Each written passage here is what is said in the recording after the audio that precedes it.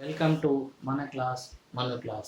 ఈరోజు మనం త్రికోణమితి అధ్యాయంలోని 11.1, 11.2, 11.3లోని కొన్ని లెక్కలను డిఫరెంట్ లెక్కలను మనం ఎలా చేద్దామో చేద్దాం. ఒకటి ఇప్పుడు మనం ఒకటవ లెక్క ఏముందంటే మనం cos A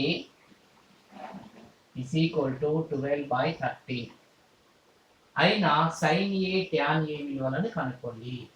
మనం దీనికి రెండు రకాల పద్ధతులు ఉన్నాయి. మొదట ఒక పద్ధతి త్రిభుజం వేసి లంబకోణ త్రిభుజం ఆధారంగా కనుక్కోవడం ఒక పద్ధతి. ఇది లంబకోణ త్రిభుజం. ఇది ఏ బి సి లంబకోణ త్రిభుజం. ఈ కోణం ఏ. ఇక్కడ cos A is equal to cos A అంటే ఈ కార్నర్ కి కాస్కు చూడాలి. ఆసన్న భుజము బై కర్ణం అంటే 12/13. ఇప్పుడు మనకి ఇది బీసీ ఎంతో తెలియదు కాబట్టి మనం ఏం చేస్తామంటే ఇప్పుడు ఈ బీసీని కనుక్కున్న తర్వాత సైన్ ఏ ట్యాన్ ఏ విలువలను మనం డైరెక్ట్ గా రాసుకోవచ్చు. కాబట్టి ఇప్పుడు మనం పైథాగరస్ సిద్ధాంతం ప్రకారం మనకేం తెలుసది?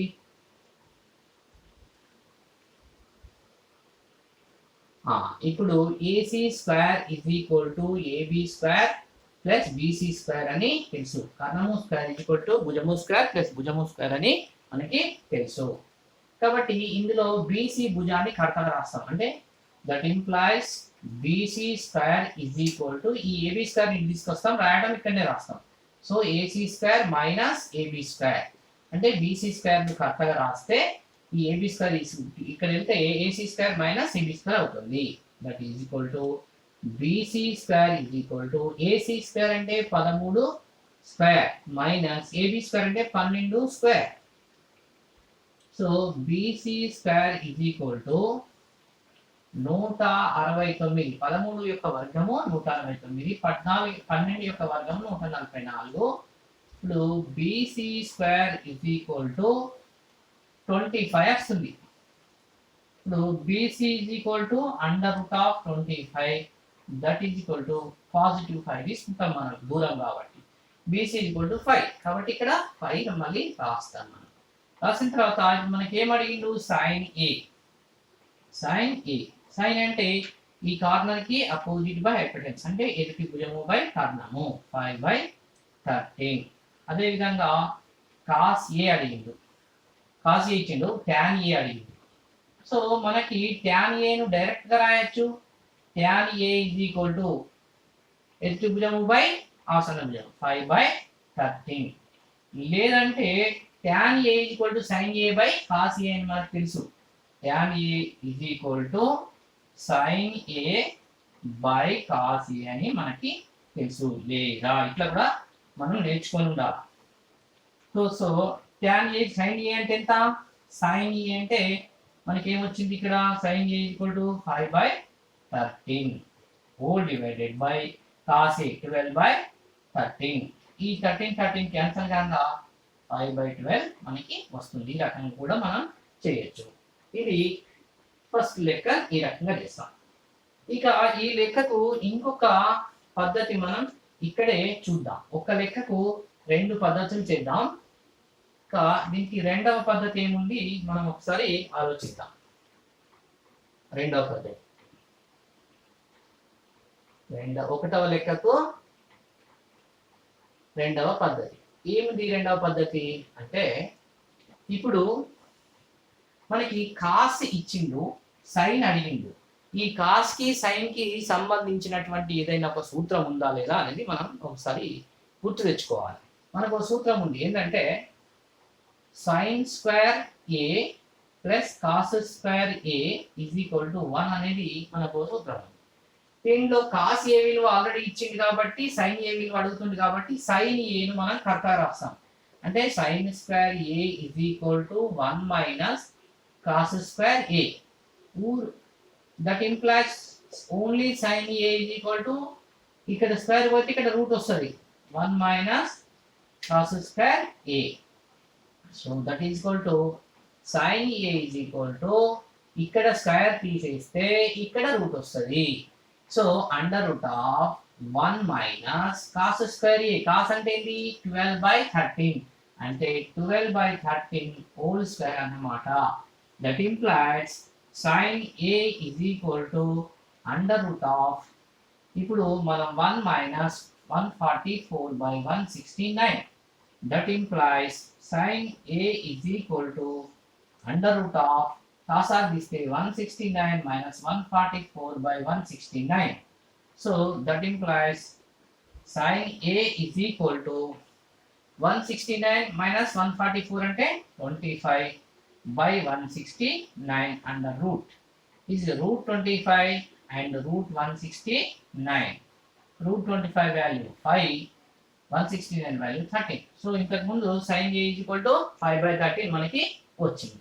tan A is equal to same. tan A is equal to అప్పుడు sin A by cos A. Triangle లేదు కదా ఇప్పుడు మనకి ఈ రేఖ అంటే 5/13 by 12/13. 13 కట్ అవుతుంది. 5/13 is 5/12 is the tan A value.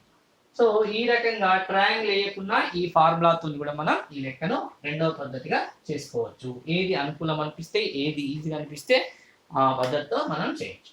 ఇకపోతే రెండవ లెక్కకి వెళ్దాం. మనం రెండవ లెక్కకి ట్రయాంగిల్ పద్ధతి ఈజీగా ఉంటుంది కాబట్టి ట్రయాంగిల్ పద్ధతి మనం ఫాలో కావడానికి మీరు ప్రయత్నించండి.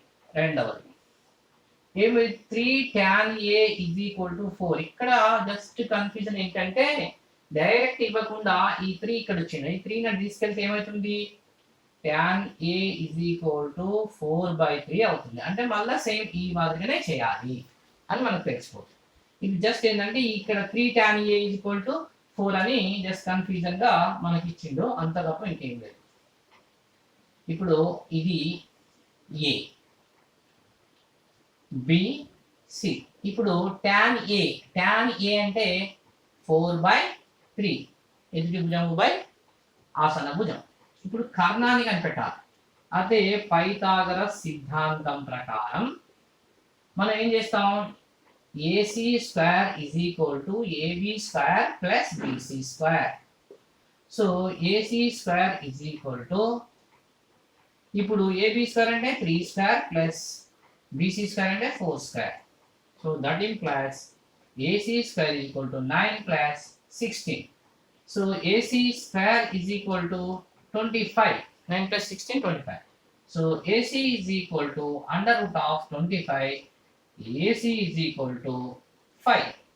ఇప్పుడు మనకి AC 5 వచ్చింది. ఇది క్వశ్చన్ మార్క్ పెట్టుకున్నాం, మళ్ళీ దీని జవాబు మనకి 5 వచ్చింది. తర్వాత ఇప్పుడు ఏమడిగింది ఇక్కడ, sin A విలువ అడిగిండు. So sin A is equal to ఎదుటి భుజము బై కర్ణము 4/5. అదే విధంగా ఇంకేమడిగిండు, cos A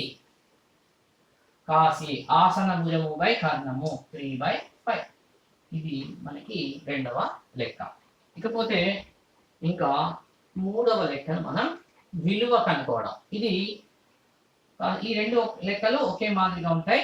ఇంకా అభ్యాసంలో 11.1లో ఉన్న ఒకటవ లెక్క, రెండవ లెక్క, మూడవ లెక్కలు కూడా మీరు ట్రయాంగిల్ వేసుకుంటే వాటి జవాబులు ఈ సులభంగా ఇదే పద్ధతిలో చేయగలుగుతారు. మూడవ లెక్క ఏం చెప్తుందంటే 2 tan 30 degrees by 1 plus tan square 45 degrees విలువ కావాలి. ఇప్పుడు that implies 2 into tan 30 degrees విలువ కావాలి. tan 30 degrees విలువ మనకి ఎట్లా వస్తుంది, గుర్తుంచుకుంటే వస్తుంది, లేదంటే మనం ఇది 60 ఇది 30 మనం చేసినాం కదా, ఇది 2 ఇది 1 ఇది √3. tan 30 degrees అంటే 30 degrees కి అపోజిట్ బై అడ్జసెంట్ అంటే ఎదుటి భుజము బై ఆసన్న భుజం 1/√3 అంటే 1/√3. tan 30 degrees విలువ 1/√3 విలువలు ప్రతిక్షేపించాలి. 1 ప్లస్ ఇది tan స్క్వేర్ 45 degrees అంటే దీని మీనింగ్ ఏంటంటే tan 45 హోల్ స్క్వేర్ అని మనం రాసుకోవచ్చు. tan square θ is nothing but tan θ whole square. ఇప్పుడు tan 45 degrees విలువ మనకేం తెలుసు అంటే ఇక్కడ 1/tan45 degrees లో నేను చెప్పిన కదా, ఇది 1, ఇది 1, ఇది √2, ఇది 45 degrees, ఇది 45 degrees, ఇది 90 degrees. 1/1 tan45 అంటే 1/1 అంటే 1 వస్తుంది. సో మనం ఇది డైరెక్ట్గా 1² అని రాసుకోవచ్చు. That implies 2 into 1/√3/1 plus 1. So that implies 2/√3 whole by 2. అంటే that implies 2/√3 divided by 2. అంటే that implies 2/√3 into 1/2. That is 2 cut అవుతుంది, మనకు 1/√3 మిగులుతుంది. దాని విలువ ఎంత? 1/√3 అన్నమాట. ఓకే, నెక్స్ట్ ఇప్పుడు నెక్స్ట్ సమ్ చేద్దాం. నెక్స్ట్ సమ్ ఏంటి? Sine fourth sum. సైన్ ఇది కాస్త different. 81 degrees plus tan 81 degrees. ఇవి రెడ్యూసింగ్ యాంగిల్స్ చేయాలి. అంటే 0 మరియు 45 మధ్య త్రికోణమితీయ నిష్పత్తులుగా చూపాలి. అంటే సైన్ 81 degrees అనేది 0 నుంచి 45 డిగ్రీల మధ్యలో ఏ కోణానికి సమానం అవుతుందో మనం చూపించగలుగుతాం. అది ఎట్లనో చూద్దాం. ఇప్పుడు ఈ 81 degrees అంటే మనం దీన్ని ఏం రాసుకోవచ్చు? సైన్ ఆఫ్ కాస్, లేకపోతే కాస్ 90 మైనస్ 9 degrees. అప్పుడు మనకి ఇది కాస్ కాదు. కాస్ అంటే అప్పుడు ఏమిటి? సైన్ గా మారుతుంది. కానీ విలువ మారకుండా మనం దీన్ని రాసుకోవాలి. అంటే సైన్ 90 మైనస్ 9 degrees చేస్తే అప్పుడు 90లోకి 9 పోయితే 81 అవుతుంది. మనం ఏ విలువ మార్చట్లేదు. ఇక్కడ కూడా tan 90 మైనస్ 9 degrees గా మనం రాసుకుంటున్నాం. 90 మైనస్ 9 అంటే 81 degrees. 90 మైనస్ 9 అంటే 81 degrees. మనం ఏం చేంజ్ చేయట్లేదు. ఇప్పుడు మనకు ఒక ఫార్ములా ఉంది. సైన్ ఇది θ అనుకుంటే సైన్ 90 మైనస్ θ దేనిగా మారుతుంది? tan 90 మైనస్ θ దేనిగా మారుతుంది? ఇది మొదటి పాదంలోకి వచ్చే కోణాలు. మొదటి పాదంలో అన్ని ధనాత్మక విలువలే కలిగి ఉంటాయి మార్పు. మళ్ళీ 90 అనేది ఇది బేసి గుణకం, అంటే 1 into 90 అన్నట్టు. 1 అనేది బేస్ సంఖ్యగా తీసుకుంటున్నాం కాబట్టి ఇది సైన్ కాస్ గా చేంజ్ అవుతుంది, ట్యాన్ కాట్ గా చేంజ్ అవుతుంది. కాబట్టి సైన్ కాస్ గా చేంజ్ అవుతుంది, కాస్ 9 degrees అవుతుంది, ప్లస్ ట్యాన్ కాట్ గా చేంజ్ అవుతుంది, కాట్ 9 degrees అవుతుంది. ఇంతే ఆన్సర్. అంటే ఇప్పుడు 0 మరియు 45 మధ్య త్రికోణమితీయ నిష్పత్తులుగా మనం మార్చినాం. ఇలాంటి లెక్కలు చాలా ఉన్నాయి, అభ్యాసంలో మీరు చేయండి. ఓకే, నెక్స్ట్ సమ్కి వెళ్తే ఇప్పుడు మనం 5th సమ్ చేద్దాం. ఈ 5th సమ్ చాలా ఇంపార్టెంట్. ఏబిసిలు త్రిభుజం ఏబిసిలోని అంతర కోణాలైన సైన్ ఆఫ్, మనకు ఒక విషయం తెలుసు ఏంటంటే త్రిభుజంలోని కోణాల మొత్తము 180 డిగ్రీలు అని మనకి తెలుసు. అంటే మనం ఏం చేస్తున్నాం ఇప్పుడు? A plus angle A plus angle B plus angle C is equal to 180 degrees అని మనం రాసుకుంటాం. యాంగిల్ అని షో చేయట్లేదు, కానీ ఇట్లా యాక్చువల్లీ ఇట్లా షో చేయాలి. మనకు అక్కడ ఇవ్వలేదు కాబట్టి మనం ఏనే యాంగిల్ ఏ, బినే యాంగిల్ బి, సినే యాంగిల్ సిగా మనం మాట్లాడలేదు. కాబట్టి A plus B plus C is equal to 180 degrees. ఇప్పుడు మనం ఏం చేస్తున్నాం అంటే దీన్ని ఇప్పుడు మనకి ఇక్కడ ఏం కావాలి? Sine of B plus C by 2 cos of A by 2 అనేది కావాలి. కాబట్టి ఇక్కడ బి ప్లస్ సి అలానే ఉంచి ఈజ్ ఈక్వల్ టు 180 మైనస్ ఏగా మార్చి ఈ ఏని అటు తీసుకెళ్తున్నాం మైనస్. ఇప్పుడు ఇరువైపులా